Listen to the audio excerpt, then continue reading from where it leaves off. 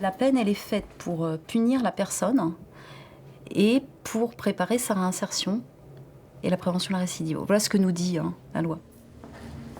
La réinsertion, la vie d'après, celle à l'extérieur. Guillaume et Jean y ont pensé dès leurs premiers mois en prison. Aujourd'hui, ils en sont sortis. Je pensais que c'était plus protocolaire en fait la sortie, mais en fait non, pas du tout. C'était, j'ai signé en bas à droite et puis je suis sorti quoi. On peut pas réaliser qu'on est dehors tout de suite. Puis ça vient même une année après, 2 ans après, hein, c'est pas. Parce que là, des fois, ça m'arrive de penser de réfléchir que j'ai quand même passé plusieurs années dans une cellule.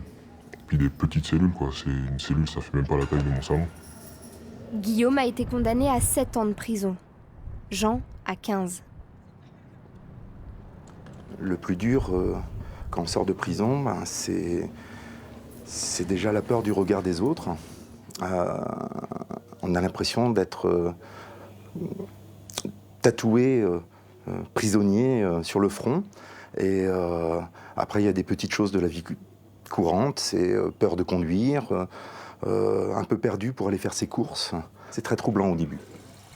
Pendant ces 3 ans et demi d'incarcération, Guillaume a travaillé à la prison. Un moyen de rester digne.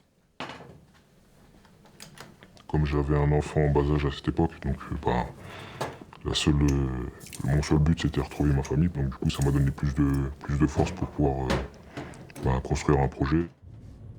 En travaillant ensemble au centre de détention de Nantes pour une entreprise locale, les 2 hommes sympathisent. Jean, âgé de plus de 20 ans que Guillaume, le conseille et le prend sous son aile. C'est un petit jeune que j'ai vu arriver, puis j'ai tout de suite trouvé que malgré qu'il n'ait pas beaucoup de diplômes, il avait de grandes capacités. Donc je l'ai un peu pris sous mon aile, hein, voilà. Moi je le considère comme un ami, après je sais pas si lui me considère comme tel.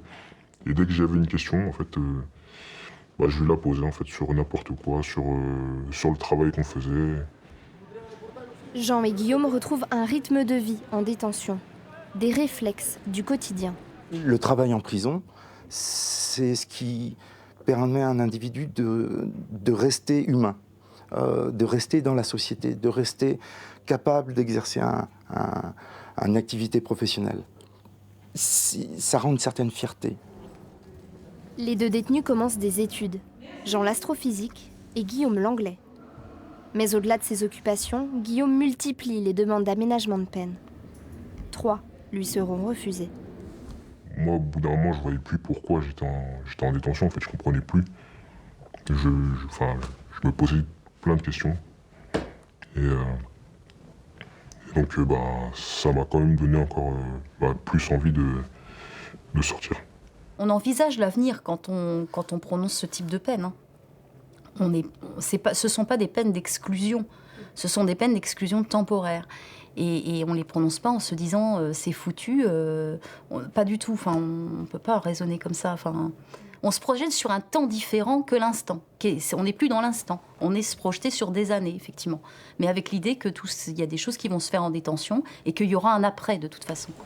L'après, ce sera pour Jean aux 2 tiers de sa condamnation. Il se voit offrir un poste à Envie 44. L'entreprise de réinsertion le place au service après-vente. Comme Jean, 50 à 60 employés travaillent ici. Anciens sans-abri, migrants ou anciens détenus, l'entreprise les réintègre au monde du travail.